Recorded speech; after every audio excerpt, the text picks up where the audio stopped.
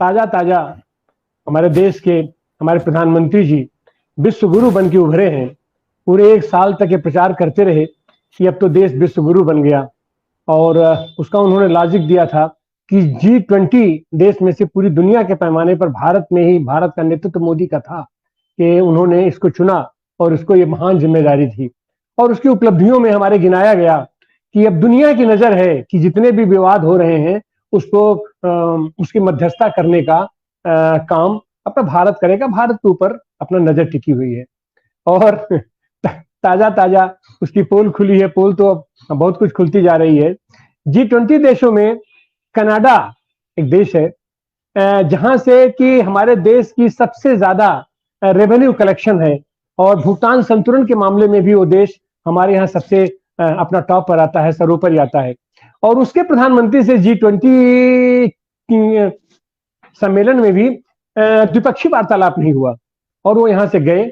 और वहां जाते ही, हालांकि विवाद तो पहले से चल रहा था, और कनाडा ऐसा देश है कि शायद वो पाकिस्तान के बाद कनाडा ही ऐसा देश है जहां से कि गंभीर आरोप उसके ऊपर हमारे ऊपर लगाए जाते हैं कि वहां से आतंकी गतिविधियां संचालित होती हैं।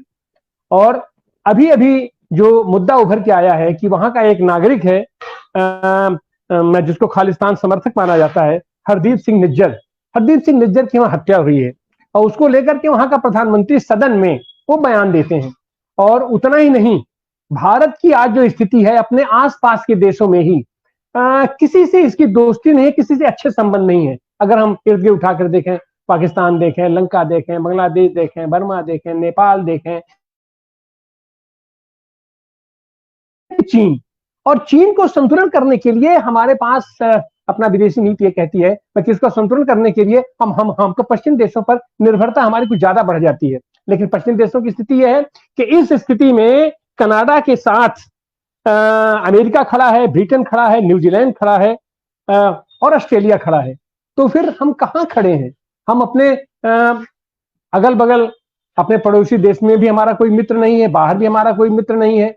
ऐसी हालत में यह जो ताजा ताजा विवाद पैदा हुआ है कि एक दूसरे का वीजा रोक दिया गया है, और उतना ही नहीं है, ये आखिर ऐसा कौन सा आदमी है जिसको लेकर के संसद में वहां का प्रधानमंत्री बयान देता है, और आरोप लगाया जाता है भारत के ऊपर कि हमारे नागरिक पर आपने यहां आकर के हत्या उसकी करवा दी।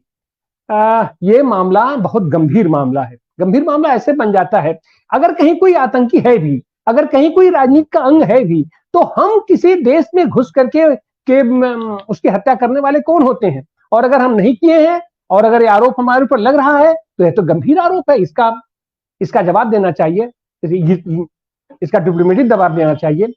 हम जिक्र करना चाहेंगे पहले कि इसके पहले भी जब भारत अपना स्वाधीनता आंदोलन कर रहा था, तो तमाम दुनिया के देशों में भारत के आंदोलनकारी वहां पर आंदोलन करते थे। गदर पार्टी की पूरी स्थापना बाहर हुई थी, जिसको आतंकी दल उसको घोषित किया जाता था। लेकिन कभी ऐसी घटनाएं नहीं होती थी, नहीं हुआ करती थी। और स्वाधीन भारत में 75 साल का हम अमृतकाल मनाने जा रहे हैं, और उस पर ऐसे गंभीर आरोप हमारे अंतरराष्ट्रीय संबंधों पर लग रहा हो, इसके पीछे कारण क्या है?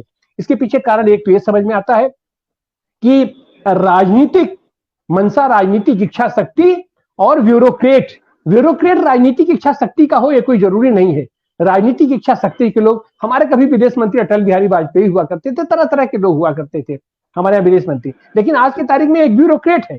ब्यूरोक्रेट उस तरीके से, ब्यूरोक्रेट के काम करने का तरीका दूसरा होता है, लेकिन उसको गौरवान्वित किया जाता है कि हमारे जो सो ये वी जयशंकर हमारे विदेश मंत्री हैं, और ये बहुत बेहतरीन तरीके से संचालित करते हैं। और संचालन की स्थिति यह है कि जो हमारा सबसे प्यारा देश है, जिसके यहाँ से इतना रेवेन्यू आता है, उससे हमारे इस कदर तक संबंध खराब हो चुके हैं, और बहुत पहले से खराब है, सालों से खराब है। और G20 देशों में जब हम अपने आप विश्व गुरु का खिताब लेने के लिए अग्रसर हैं, अपना उसके ठीक बाद से ये स्थिति आ गई है। आज हम इस पर चर्चा करने के लिए आपके सामने उपस्थित है।